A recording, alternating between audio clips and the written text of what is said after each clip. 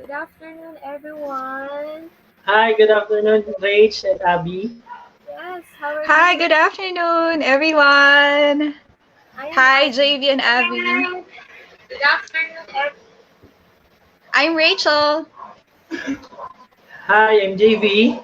Yeah, so thank you guys for watching. So if you are watching this on Facebook, please like and share this live or click watch party, guys. So your friends will be notified that you are watching right now. And also to all our friends in different countries, you can watch us via Amazon Fire TV and Roku. And we would like to thank Paradigm Television Network for bringing our episode to you guys and hope that you can get a lot from us today. By the way, I am Abby and I'm with my co-hosts JV and Rich. Basically, we are partners in business, so we three are doing business consultation in different areas. Again, we were here to collaborate, sharing our own experience, realization, and reflection in lives. And what's next for us? And we can share to you guys our ideas that you can use and apply during and after this lockdown. Um, You'll be with us every Thursday, 4 in the afternoon. So please feel free to comment down below and share your thoughts and Yeah. us. Yep. Also, we would like to acknowledge those people who watched and supported us last Thursday for our first Yep. episode Thank you. entitled Lockdown Yes, thank Experience and you. What It's for You. So if you guys haven't watched it yet, please see the link in the content redirect so for you to redirect you there sa first episode namin. Alright, guys, let's acknowledge first our viewers for today. Um, sino mga viewers nyo ngayon? Yeah, ako, I'd like to thank everyone watching. Everyone with us now, Larry, Elizar, JC, Coach Max Elizar. Hi, Coach Max. Yes, And Coach Max. Hi, Coach Coach Marie Max. Chris. Hi, thank you for joining us this afternoon. Yep. How So about ako, you, JV? Sinong audience mo? Oh, Actually, hi, sa... Gio, and hi to my family. Yes, 14 yung nanonood sa akin ngayon, 16 na sila ngayon. Malamang sa atin to. Hi do sa fiancé ko, Ronaldine. Yan, nanonood siya ngayon. Thank you for the support. At the same time, yun, thank you do sa mga, do sa yung mga, yes, yung sa mga friends ko. Eto, wala pa kasi baka name nila nagpapapap eh. Sige, go lang, Abby. yeah. So ako naman, kaka-start ko lang mag-watch party. So let's see later kung sinong manonood dito sa ating watch party live. Alright. So, are you guys excited for today's topic? Of Yes. course, Yes. definitely. So, our topic Yes. for today is about salary management. So, bakit ako hindi nakakaipon? Ano ba ang dapat kong gawin? Why we don't have enough savings? And what should I do? In English lang eh. So, I think guys, para sa mga nanonood ngayon, you should get pen and paper na po. And let's see kung ano yung mga pwede nyong makuha sa amin and take down notes na kayo. Alright? So, due to the current pandemic situation, kaya namin napili itong topic na to sa market crash, limited resources.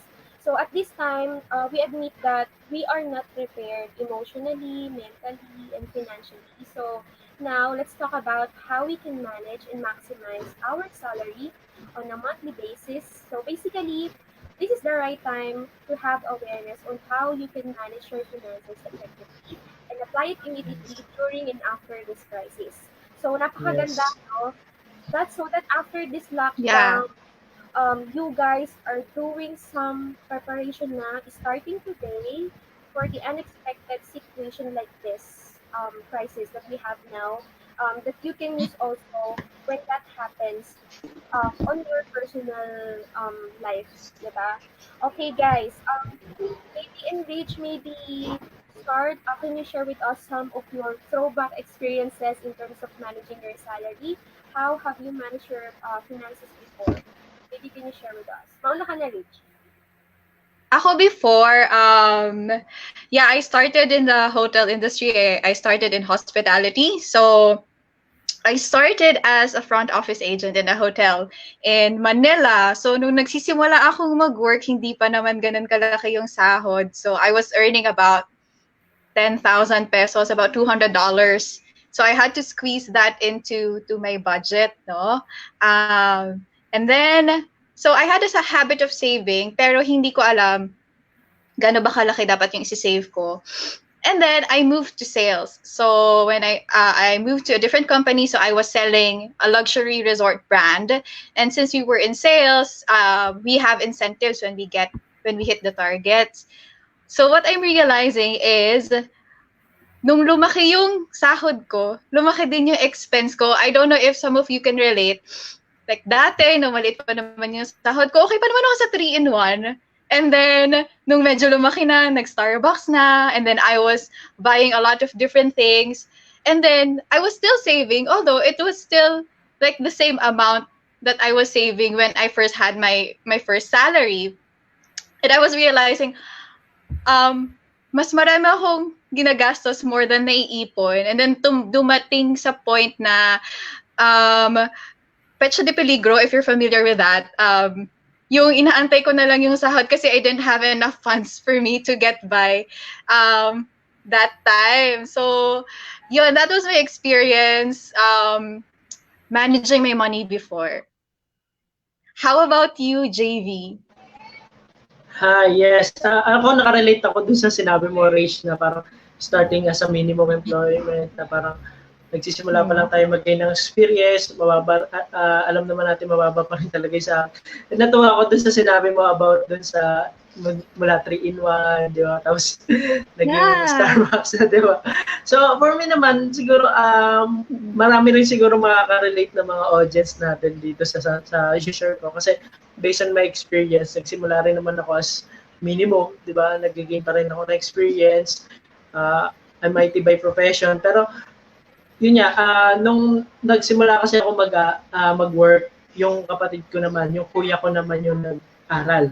Kasi nung siya yung nagtatrabaho, ako naman yung nag-aaral. So parang kami nagpalit na kami ng ano ngayon. So half of my salary napupunta sa budget for the family. So parang kung titignan, parang breadwinner yun natin. Kasi before, nung may mom pass away, hindi na rin nakapag-work si daddy.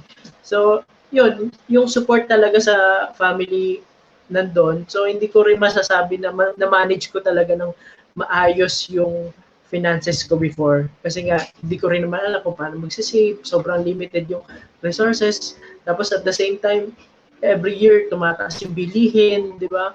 Hindi yung sahod mo hindi makasabay dun sa pagtaas ng bilihin kasi sobrang bilis ng inflation, di ba? So for me, yun yung naging experience ko before. Hindi ko talaga siya na manage ng maayos. How about you, Abby? Grabe, sobrang relatable talaga yung mga shinare niyo sa akin. I think lahat naman tayo dumating sa ganyang point ng buhay. So ako naman kasi, sabi kasi nung parang nagpaalam ako sa dad ko, first job ko noon. Sabi ko, Daddy, okay lang ba? Ganito, ganyan. Sabi niya, sige, for experience lang. So ako naman, after graduation, hanap ng work. And then, kahit ano na lang, kasi experience lang naman yung habol ko, hindi yung salary. Yeah. So, ang salary ko that time is 6,000 pesos only, or $115 on a monthly basis. So, I admit that time na I'm not that aware of how I can handle my salary talaga because I'm just 19 years old that time. And basically, the taxes, hindi pa siya kasama dun sa 6K. So, imagine, iniisip ko ngayon, paano ko siya nagawa before? Paano ko siya hinandle? Siyempre, pagkain, pamasahe, etc. Pero most of my salary, um, habang iniisip ko, ginagamit ko siya buying my luho, material things like skincare, yan, damit, basta related Relate. Oo, sobra. And then, we admit naman that it happened and for some people din, but we develop ourselves in terms of managing from time to time naman, siguro every year. And I'm happy right now kasi meron na akong awareness. Kaya sobrang happy ako. Alright, thank you for sharing, guys. Maybe we can check our viewers. Guys, if meron kayong mga same experience like us or other experiences na nagawa nyo before, share nyo dito, comment down below kayo, and pag-usapan natin dito. So, huwag kayong mag-alala. Yeah. Kasi alam namin yung pinagdadaanan nyo right now kasi dumaan din kami dyan. right? Check nyo Yeah, baka, or comment down below what did you do with your first sahod, diba? yeah, So what was your experiences having that first sahod? How did you manage it? And I'd like to say hi to our viewers, Ella May, Nika, Badet. Oh, Daddy Yo, Daddy Nelson, hi. Tita Mercy, Ann Olmos, mhm. Russell, Kabidin Fernando, which is my cousin, hi ate. Kenny, Ralph, and Gold, Papish, Wow. Simi, so which is my friend. Hi everyone. Sinong viewers mo, JV?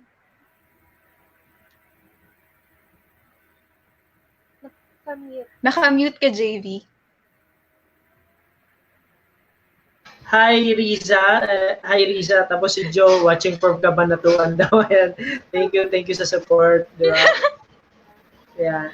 So, guys, kung meron kayong same experience or may iba kayong experience, how you handled your finances before, paano nyo na manage na yung finances nyo nung unang beses pa lang kayo naka-receive na sahod. Siyempre, uso sa atin mga Pinoy, di ba, pag unang work pa lang, kantsawan na sa family na, uy, paramdam mo naman Yeah. yung sahod mo, di ba? May mga ganun tayong, ano eh, Libre naman. yeah, libre naman, di Akala ba? niyo ba before, parang since ito yung first job natin, kailangan may pizza tayong uwi. Yung kahit yung Raphael's Pizza lang. Dito kasi sa Cabanatuan also yun eh.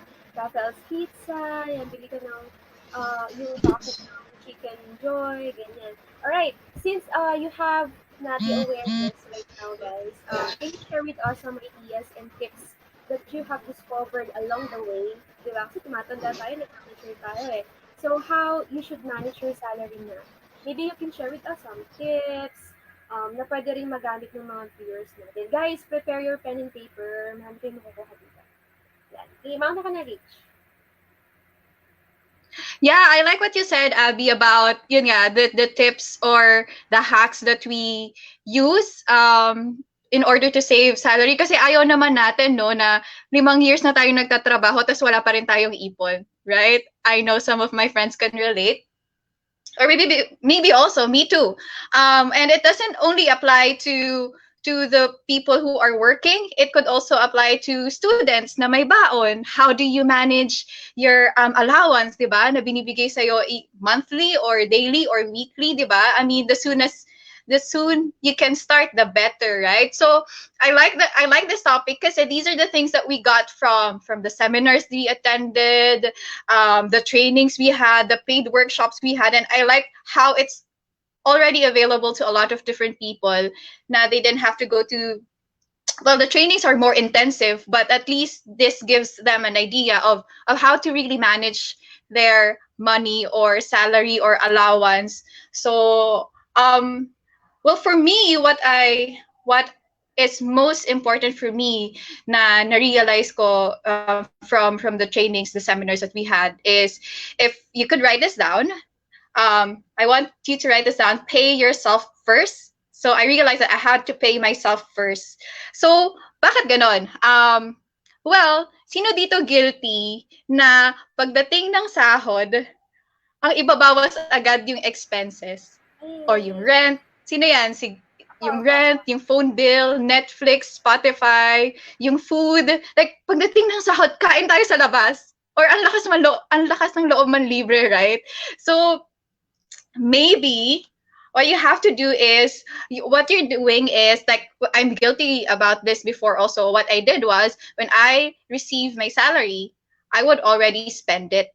Tapos, kung ano yung matitira, that's the only thing that I save.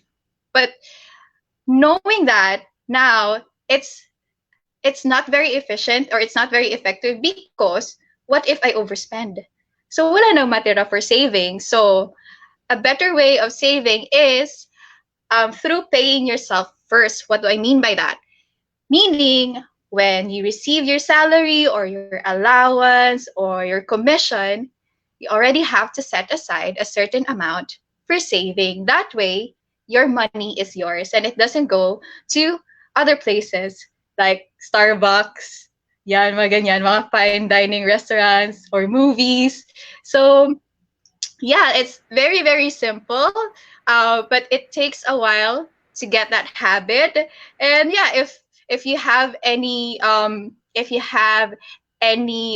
hacks or um, recommendations on how you save your money, also feel free to comment down below. So that's for me. How about you, JV? How do you manage your salary now?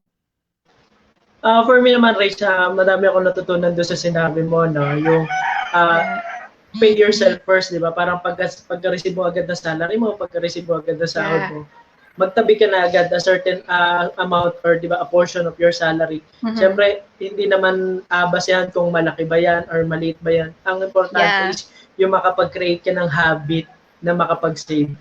'Di ba? So for me naman, managing my salary siguro based on my experience din kasi before, nung nagsisimula rin ako. Ngayon, na-realize ko, marami kasi magtatanong ng mga audience natin na how can I save if punong-puno ako ng utang? 'Di ba parang ang dami kong utang, may utang ako sa Valid. credit card, salary loan, car loan, yung iba parang home credit pa, 'di ba? Parang ang dami nilang pinagkakautangan na every month, every salary na babawasan agad yung sahod nila. So, paano sila makakapag-ipon? So, meron tayong tinatawag na debt management. Ito yung pag-manage ng maayos ng utang. Siguro, kung may share ako, five tips or five ways na pwede nyong subukan para paunti-unti masettle yung utang, which is ito naman kasi is nag-work din naman sa akin. First is, sa i-share ko is, what's your biggest why? Di ba? What's your biggest why? Tanong natin sa sarili natin, bakit ba gusto kong mawalan ako ng utang? Di ba? Perhaps yung iba, parang minsan burden na sa family, di ba? Parang hindi na makapagbigay, sa children, parang hindi mo masabi talaga, hindi mo malasabi tinatawag na financial freedom kasi parang nababawon ka sa utang sa credit card, sa mga loans, di ba? So, sulat mo, ano yung number one reason? Yeah. Tanong mo sarili mo, bakit ba gusto kong mawala ng utang? Di ba? Tapos imaginein mo na, yung after mo isulat yung number one reason na yun, imaginein mo, see in your minds, imagine mo na wala ka ng utang. Di ba? Parang ano yung feeling? Yung relief ba? Happy ba? Di ba? So, yun yung first. And the second is, ask for help. As per help, hindi ibig sabihin nito na manghihiram ka ng pera para ipambayad ng utang. Diba? Parang ganun na nangyayari ngayon na reality na parang para makabayad ako ng utang, mangungutang ulit ako. Diba? Parang it's a cycle na sa atin. Alam ko marami din nakaka-experience ng ganyan na para lang masettle ko agad yung isang pinagkakautangan ko, kailangan ko mangutang ulit. So ano ba yung ask for help na tinatawag doon? Ask for help, hindi kayo mangungutang. For example, sa mga credit card companies, ask for help meaning meron kasi silang tinatawag na monthly repayment plan na pwede mong itawag sa kanila. For example, isa-settle ko na yung account ko, bigyan nyo na lang po ako ng discount and monthly plan na pwede kong isettle na pwedeng mag-work in both ways, di ba? Parang nakakapagbayad ka ng utang at the same time, nababayaran mo yung credit card company or yung iba pang mga loans, di ba? Pero kasi mga ganon. So, yun yung para sa ask for help. So, pangatlo naman is grow funds. Ano pa yung grow funds? Ito, isa to sa mga importante. Di ba parang, una, syempre, kung hindi talaga fit yung salary mo do sa expenses mo, look for another high-paying job na, di ba, or work extra shifts, di ba, do side hustles, mga freelance jobs, di ba, parang mga, alam mo yun, parang syempre invest properly, hindi yung mga, di ba, seek for an advice nga, di ba, ask for help, seek for advice. Grow your funds, para at least dun pa lang, ma-manage mo na maayos kung ano ba yung mga dapat mo isettle, ano yung mga dapat may priority. Syempre, number 4 is yung willingness to work hard. Di ba? Ito yung motivation natin. Ang pinaka magiging motivation natin dito is your biggest why. Syempre, andun na alam mo na yung gusto mo, di ba? Willingness to work hard, use your reason as your motivation, di ba? Di ba? Sabi nga, you reap what you sow, di ba? You reap your reward soon enough, di ba? May mga funds ka na, nag-grow mo na yung mga funds mo, di ba? E di, paunti-unti, alam mo na sa sarili mo na makakabayad ka na rin ng utang. At panghuli, yung be patient and persistent. Patient and persistent, kaya nga, habit, di ba? Habit. create a habit. This is a long game, di ba? Yung debt management. Pero settling debt is not easy. Hindi naman talaga siya madali kasi halimbawa, nabaon ka na sa utang or marami kang pinagkakautangan, pero hindi siya imposibleng mawala. Di ba? You need to be patient and persistent. And remember, don't be shy to ask for free consultations. Maraming mga financial advisors, financial planners, financial consultant na nagbibigay ng service nila for free to help a lot of people, especially dito sa atin sa Pilipinas. Okay? So that's for me. How about you naman, Abby? Abby. Thank you so much for sharing, guys, no? Sobrang ganda ng mga shinare nyo kasi from may utang, may habits of savings, sobrang gandang gawin yan na magkaroon ka ng discipline sa pagkakaroon ng habits of saving. Savings muna bago gastos, di ba? And at the same time, parang maximize mo yung mga utang mo. Yun pala yung reason bakit ako walang ipon. Kasi nasa loan, yan, nagbabayad ka ng loan in a monthly basis. So, alam mo na ngayon, minsan napupunta yung sahod mo. So, ako naman, I just want to share the 5 jars or 7 envelope. So, my source is, it came from Bo Sanchez. So, if kilala niyo siya, siya yung, basta sikat siya. So, I read books and watch his podcasts and videos. So, we bought CDs just to know how we can manage our income then. So, this is what I'm using 2 years ago since I got engaged then it's very helpful and effective for me. So what I get here is self-discipline and self-control. Yan. So, sobrang sarap magkaroon ng disiplina sa sarili pagdating sa ganyan, di ba? Kasi parang, yun na yung practice mo. Pag nagkaroon ka ng sariling family, at least nag-start ka na. Kahit wala ka pang anak, wala ka pang 3 anak, di ba? Hindi ka pa nagpapaaral. At least, right now, you are aware on what you are doing sa finances mo. Diba? Mahirap kasi magkaroon ng maraming utang talaga. So, I'll be sharing, guys, a screen. Okay, mag-share ako ng screen. Wait lang. Yan. If nakikita po nyo ngayon, alright, wait lang ha. Then, alright. So, this is the 5 jars management. Alright, let's say for example lang to, I am earning 20,000 pesos per month. And example, ikaw, nag-earn ka ng 10,000, 8,000, 15, 30, 35, 50, 100. So, ang 10% niyan is dapat mapunta sa eternity fund. So, kung 20,000 ang sahod ko, 2,000 dapat sa eternity fund.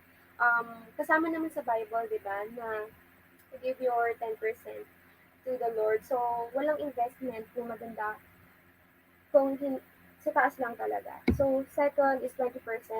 So, itong 20% na to is for emancipation fund. Ano yung ibig sabihin yan? Yan yung investment part. Siyempre, when you are earning, example, 20,000 pesos, kailangan mo palaguin yung portion dyan ng pera mo. Palaguin mo, be. Huwag mo siyang i-keep kasi hindi siya mag-grow. When you say investment, it's a long-term investment. So you can invest it via paper assets, real estate, stock market, and the like. So if you guys, you want to know something about those investments, we can help you. So if kilala nyo ako si JV or si Rich, just send us a private message and tutulungan namin kayo kung ano bang investment ang maganda for you.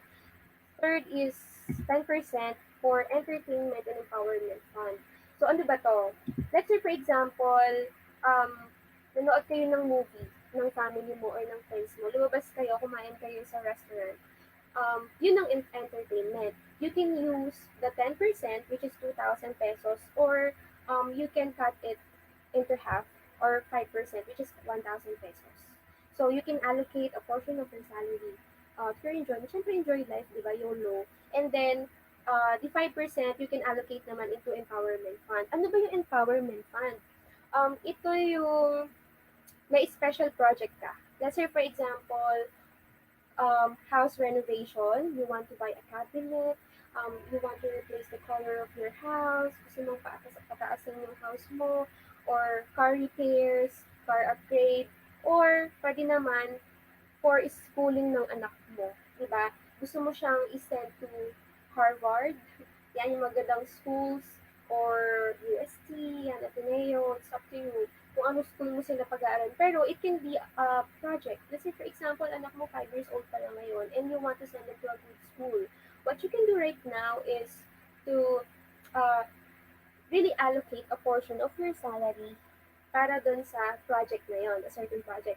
Or you can use the 10% to empowerment fund lang, if yun ang priority mo. If kaya mo namang magtiis na walang entertainment, or kuha ka lang ng, let's say for example, 500 pesos, if 2,000 yung um, budget mo dyan, di ba, for the 10%. And the next 10% is emergency fund and educational fund. So, yung 2,000 pesos mo, you can also divide it into two, which is 5%. Emergency fund is the 3 to 6 months of your salary or income, dapat meron ka nang nakatabi sa bangko. Alright? So, kung 20K yan, for 3 months, it should be 60,000. And for 6 months, it should be 120,000. So, that's your emergency fund. Bakit kailangan ng emergency fund? Let's say, for example, ma-aksidente ka, mawalan ka ng trabaho. So, 6 months, wala kang trabaho, anong itong babayad mo sa monthly expenses mo kung wala kang nandun? Diba? So, syempre, mangungutang ka, pwede kang humingi sa magulang mo. So, yun ang possibility na pwedeng mangyari if wala tayong emergency fund. And for the educational fund naman, ito yung for you ha, for you, it's not for your kids. Example, you want to grow yourself, you want to improve your skills. Example niyan, meron kang course na gusto ngayon. Sample niyan, test the courses. Yan. Photography, ano pa ba? Any skills na or courses na gusto mong matuto ka, yan. Part of your growth. Yan. Reward yourself naman. So, it can be 5% or 10% i-allocate mo. Pwede mong tapusin yung emergency fund. Pwede mo rin namang unahin yung educational or emergency muna, then i-fill in mo yung educational fund. Then, last is the 50% should be allocated sa everyday fund mo. Ano yan? This is your monthly expenses. So, kung 20K yan, 10%, hindi, 10,000 lang dapat ang magagastos mo. And the rest is naka-allocate na sa iba't ibang portion. So, this is what I'm using and this is very helpful talaga for me. Alright, that's it. So, very helpful siya kasi nakita ko yung ganda pag sinunod mo lang talaga siya. But I started for the first 6 months, I admit na hindi ko pa talaga siya gano'n nasunod. Bakit? Kasi mahirap sa una. In a way na babaguhin ko yung spending habits ko, babaguhin ko yung savings habits ko. Tapos hindi ko na napapansin na sa una mahirap talaga. Darating yung point na ginagawa mo siya, tapos mawawala ka sa alignment. 'Di ba? So, nung pag tinuloy-tuloy mo siya, magiging disiplinado ka, responsible, mas magiging matured ka sa paggamit ng formula na ginagamit din ng mga rich people. So, what we can do is to follow the steps of the rich. Ano yung ginagawa nila. So, it came to research po. Meron ako pinagbasihan yan. Alright.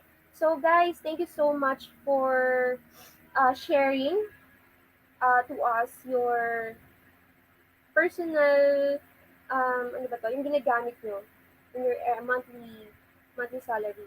So, what is your reflection and realization naman around this based on your personal experience? So, ano yung mga natutunan nyo around that, simula nung from walang alam or walang awareness to eto na tayo ngayon eh. Eto na tayo. So, can you share with us, guys? Nauna ka na, Rich. I love what you said, Abby, about having a habit. And sa una talaga, mahirap siya. And I guess it's coming from the negative belief systems that I have about money. Siguro, iniisip ko, ano ba yung sinasabi sa akin ng parents ko or ng elders ng mga nakakatanda sa akin regarding money. Kasi pag pinag-usapan siya, parang you're too greedy naman if you talk about money a lot, or maybe money doesn't grow on trees. So that's coming from that experience from childhood, no? And I'm happy that we brought this topic kasi hindi siya masyadong napag-uusapan. It's not even being taught at school. Money management. It's so funny because I have a lot of friends who are my clients who are finance graduates. And what I found out about them is they're really, really good at handling the finances of corporations, of their company, making their company profitable. But what they lack, most of them, is personal finance. So knowledge on personal finance. And it's something that I'm happy to be sharing kasi maybe when we were growing up, yun nga, if you talk about money, money is the root of all evil. So you cannot really talk about money kasi yung magmumukha ka mukhang pera. But in reality, we are actually being groomed to earn money. Have you realized na sinabihan tayo all this time from us being kids na go to school, get good grades, get a job, and earn a salary. So, na-realize ko, oo nga, no? Parang all this time, I'm being groomed to earn money, and yet I'm not allowed to talk about it, di ba? And now having that awareness and having that knowledge and skills that we know, na I'm just so happy that I'm able to apply it to my life. And I think si JV nawala. So, yeah, and going back from the time na wala pa akong awareness, I didn't know how to save or how much to save. And there's nothing wrong around treating yourself to dinner or treating yourself to Starbucks. It's just that there's a certain amount pala, or there's a certain percentage that we can follow. And thank you, Abby, for sharing that jar management. And yeah, so going back from what I did before, then now that I have awareness, I'm so happy that I'm able to apply it to my life, although it's difficult talaga sa umpisa. It's a habit kasi. And now that with this crisis, I can say that I can actually survive or thrive within this crisis or throughout this crisis because I was able to prepare for it. So, and that's something that I'm really, really grateful for. Na kasi some of us, maybe we're working from home, but some of us maybe no work, no pay. So paano na, 'di ba? So yeah, so realizing that it's something that I'm really thankful that I got to know earlier on, and I was able to apply over the years, and then up to now. So yeah, how about you, JV? Grabe, ang daming learnings doon sa sinabi mo, Rach. Nag-chat nga si Coach Ross, agree daw siya sa sinabi mo, and yun nga, takot daw tayong masabihan ng mukhang pera. So parang nagiging detach tayo doon sa topic or kung paano natin pag-usapan, hindi lang sa family, kundi sa mga friends natin, di ba? Parang pag nagkakaroon ng comparison about sa salary, di ba? Parang nagkakaroon pa minsan ng gap between the friends, di ba? So for me naman, yung realization ko and reflection for managing your finances, siguro i-ano ko na lang siya doon sa current situation natin ngayon, which is yung lockdown, di ba? Ngayon ko nasabi talaga na napaka-importante ng emergency fund.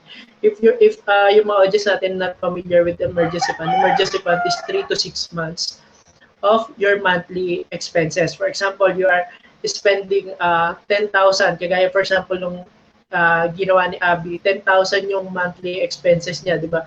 Bayad sa kuryente, utilities, food, transport, di ba? Dapat meron ka 3 to 6 months na katumbas noon, which is for example is yung 30 to 60,000 na liquid na pera na anytime pwede mo siyang ma-withdraw.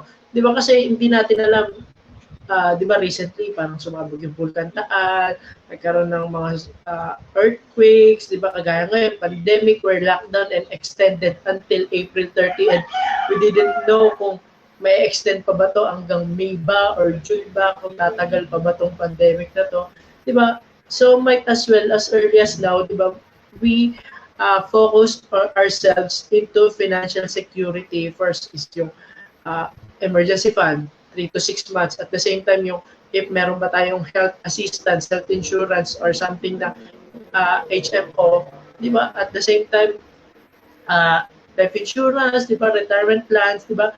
As early as today, ma-secure na natin, makapag-start na tayo na since nakapagbigay naman kami ni Rach and Abby ng mga tips and tricks sa inyo or mga hints na pwede nyo gamitin for start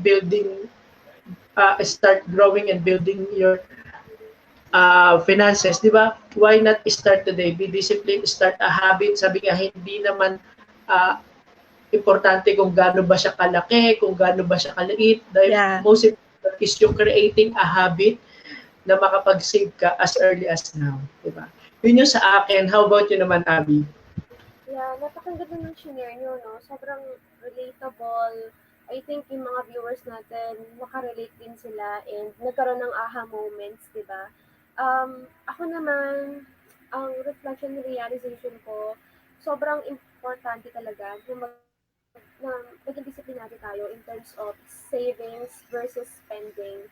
So, syempre, kasama din dyan yung sinabi ni JB kanina, like retirement fund, ano ba yan, yung mga investments na wala pa tayo ngayon. And we should prepare for that. And like this crisis na yung nagkaroon ng lockdown, ilang months na, 1 month na, baka maging 2 months pa yan or 3 months. We don't know what will happen. And yet, we are not yet prepared for this, di ba?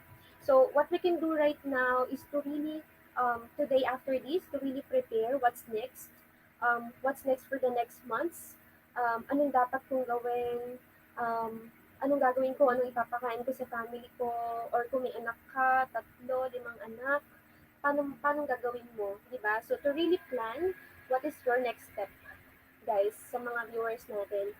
And, realization ko din is to really check yung previous, if may credit card ka, check mo yung previous expenses mo or billing statement mo. Alin doon yung pwede mong i-cut na hindi importante this time. So, you can cut down that expense para hindi na lumaki yung bills mo. Lalo na kung wala kang work or work from home ka at gusto mo nang makatipid para dito sa next 2-3 months, diba? And at the same time, after this lockdown, hindi dito natatapos ang crisis. Diba? Marami pa tayong crisis na pwedeng harapin, but we're not sure what is that crisis. Hindi lang dahil may COVID na yon, ito na yung crisis na meron tayo. So, after this lockdown, it can be, personally, you guys, pwedeng after this lockdown, magkaroon kayo ng sariling crisis, personal crisis na hindi natin alam kung ano. So, we should be prepared every minute, every day, every time. We should plan ahead. So, yun ang realization ko talaga. And takot akong tumanda nang wala akong savings. Yun talaga. And lalo na sa mga anak dyan na nag-iisang anak, ganyan, or if you are a breadwinner of the family. Yan. So, I think you should start planning for your life, for yourself, for your finances. So, kung ang ginagawa mo right now is, okay, Netflix, TikTok, or Starbucks, you're spending your money. Yeah. Bakit? Entertainment yan eh. Yeah. At syempre, you should balance your finances. Hindi lang puro pwedeng Netflix lang, labas lang, kain lang, nood lang. So, hindi. Ang natutunan ko dito is to really grow your money. So, ito pa guys, share ko na rin.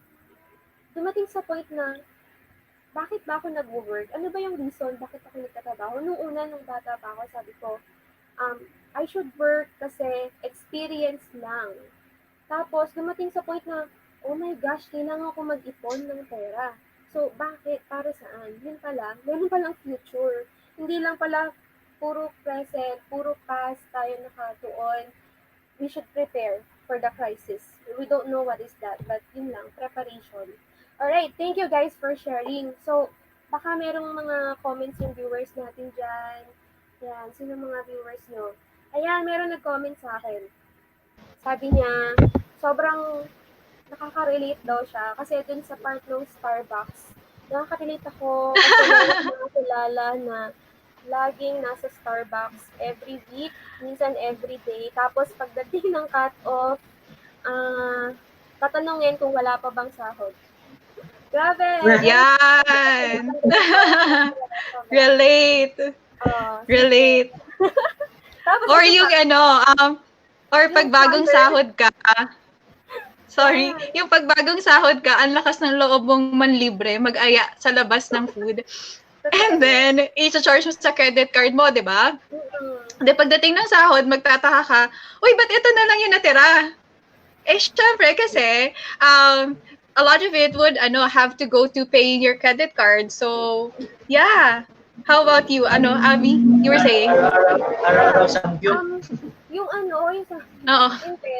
Ang natawa lang ako dito, parang they're spending their money without thinking na kung meron pa bang natitira sa kanila. Pero, to get a planner to Starbucks, so ang saya lang makita ng mga ganon. So, hindi ko alam kung ginagamit ba nila yung planner nila or what. Pero ang saya lang din kasi, baka nagpa-plano sila for their future, di ba?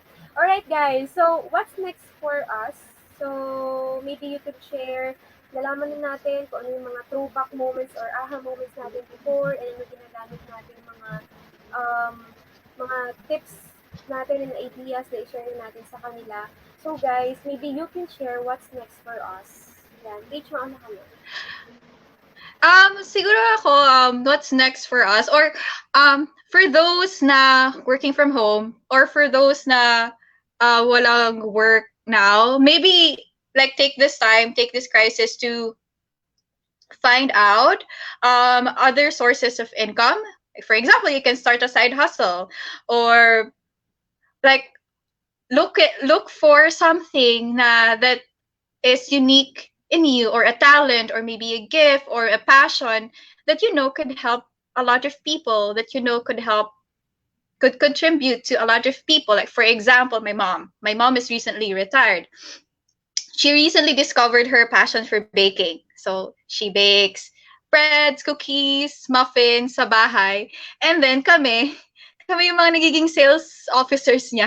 We would sell the cookies around the village, or we would text our friends or message our friends or post about my mom's cookies or my mom's muffins. So that's when we help her sell that, so helping her to start her business. So ikaw, for you watching, what is your unique talent, or what is your passion or creative passion, or what are you great at that that can help a lot of people? Maybe speaking, maybe like fitness, if you're into fitness, maybe if you are an IT person, maybe you can look into virtual assistants, things like that. So it gives us, actually, there's a lot of ways to earn. You just have to know what our strengths are and work on that.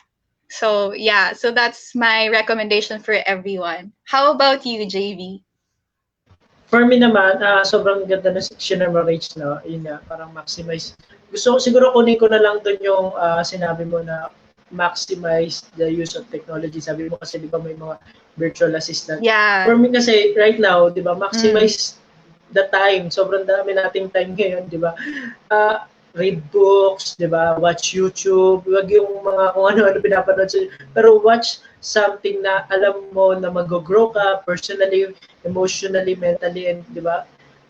And then at the same time, yun nga, yung about sa financial awareness, and then yung maximize the use of technology. Sabi nga, if you, ang dami-daming side hustle or freelance job na nasa internet, you can check Upwork, onlinejobs.ph, di ba? Maximize the use of technology because sa panahon ngayon, di ba, digitalized na talaga tayo. Sobrang ang dami ng company na nakaka-experience ng disruption, di ba? Parang ina-adapt na nila yung technology, yung the use of technology.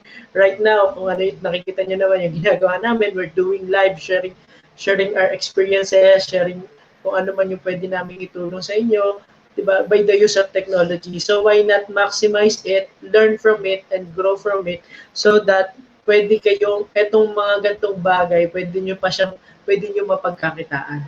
Diba? Abi. Yeah. So guys, thank you so much for sharing, no. Sobrang ganda ng Rich and JP, like to grow yourself, to use your skills for you to earn extra income. That's very important, no, to maximize what you have right now. So ako naman, continue ang what's next for me is to continue what I have started in terms of managing my income kasi it helps talaga eh. Just to follow kasi ito yung ginagamit ng mga mayayamang tao. Why not I need to follow them, di ba? And I need to be responsible in the business that I'm doing right now and look for other source of income, like side hustles na sinabi niyo kanina. Sobrang ganda, sobrang ganda. I think after nito, isipin ko na kung ano yung mga talents ko, i-list down ko na siya. Tapos, di ba? Yeah. Yeah, Hmm. just to add, yeah, I have a friend who is a marketing professional, but she also has a talent in like her sketching. So Hmm. she does book covers, she does wedding invitations, but she does cards, e-cards. Yeah, she does book illustrations. So yeah, maximize on that and maximize on the use of technology. And yeah, there's a lot of ways to earn. Yeah, Wala si correct. JV. Oo nga eh. Well, si Ana, sabi ni Ana, Ana Gonzalez, watch my video, di Ana Gonzalez. Naks, si Ana nakakatawa siya eh. Parang nag-edit din siya Yeah, ng mga videos. Anna Tapos, is actually our friend na super galing mag-edit. Yeah. oo. Hi Anna, Anyway, thank you for watching. yeah, to continue, ako naman, um, continue being disciplined and responsible and grow myself tulad ng sinabi ni JP kanina. And of course, broaden my knowledge in terms of reading, yan, and watching videos sa YouTube, napakadami. YouTube University, guys, huwag niyo kakalimutan, nandiyan lahat, 'di ba? And then, ano pa ba? Wala ka, JB. And then, ano pa ba? Yes. Aside from that, extending my awareness on how can I manage my income well. And aside from that, continue helping people kasi it fulfills my inner soul when I share what I know, lalo na sa mga kakilala ko who really needs help in terms of awareness, in terms of basta matutulang sila sa mga alam ko. So, masaya na ako doon. Alright, so, meron ba mga May nag-comment sa akin, yes. na? Nag-comment si Ana, syempre, i-ano Ah, natin yung sa business partner, Ana Gonzalez. Check her Facebook page, Ana Gonzalez, if you want to know more about money management, yung mga tips, pwede nyo panoorin doon sa Facebook niya. Hi yeah. Ana, thank you for watching. Yeah, tsaka we would like to thank also Actually, na-mention na namin siya kanina. Talaga, sorry. Oo. pasalamatan naman natin yung mga viewers natin na napili dyan. Si Oh Jerry yeah. Oh, so Rose, si Ate yeah. Morales, si Coach Raz, hello po, Ana Gonzalez, thank you so much. Hi coach. Sa inyo guys. Ako, I'd like to thank JL. Hi, JL.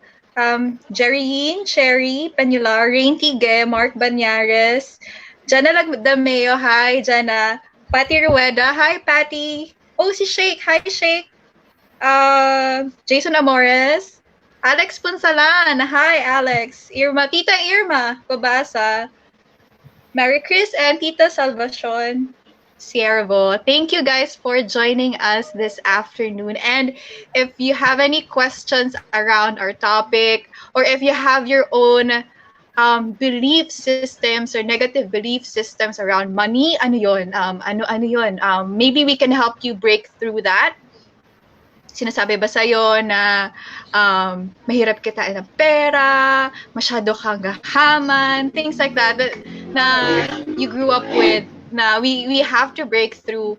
Ano ba? Yung may experiences nyo with your first salary, or if you have any questions around this topic, and if you found value in this session, we would be very, very happy if you could share this live session to your screen or to your friends, to your wall. And yeah, if you need any help around coaching, we'd be happy to help you around it. You can follow me on Instagram. I'm at Rach Tabilin, and you can like my page, Rachel Tabilin, on Facebook. Thank you, guys. How about you, JV? Thank you for the viewers, yung sa mga sumusupport sa atin Yeah. from episode 1 pa lang. Yes, naka-episode 2 na tayo, di ba? So, thank you so much Yeah. for supporting us. Hoping na sa mga next episodes pa namin, makasama pa namin kayo. And just follow my page, JV Santos, yan, sa Facebook. How about you naman, Abby? So thank you guys for watching and staying with us today, and see you next Thursday for another episode. And before we end this live, do not hesitate to message us private message. Huwag kayong mahihiya, guys. Do not hesitate kasi we're here to help you. This is part of our advocacy nga pala. To share with you guys, this is part of our advocacy to extend our help here in the Philippines and outside the Philippines. So we are extending our episodes to US, Mexico, Canada, basta marami. So we would like to thank later. So please like and share this live, and like my page, Abby Cuevas, and follow me on Instagram, Lauren0105. Yan. And, alright, so, guys, we would like to thank our, you can watch us via Facebook, YouTube, and we would like to thank um, Paradigm Television Network for making this happen to extend our advocacy Yeah. to your people. Thank you so much, Ayana. And coming soon, you Thank can you. watch us via Amazon Fire TV and Roku. Yan. And before we end this live, we would like to leave this to you, a quotation. It's not your salary that makes you rich. It's your spending habits by Charles A. Jack. So, nakuha ko lang siya sa Google. So, hope guys, marami din kayong nakuha sa amin today. And we're so excited na may apply nyo kung ano man yung shinare namin dito. And hopefully, marami din kayong mga tips, mga ideas na nakuha sa amin. And we're so happy to share all that we have, or hindi man financially, but in terms of how we're going to help you grow yourself and develop yourself along the way. So, thank you guys. Anything? Wala na? Thank you guys. See you next week. Yeah, see you next week. Thank you for See you supporting next us. Thank week. you. Yep. Bye. Thank you. Bye.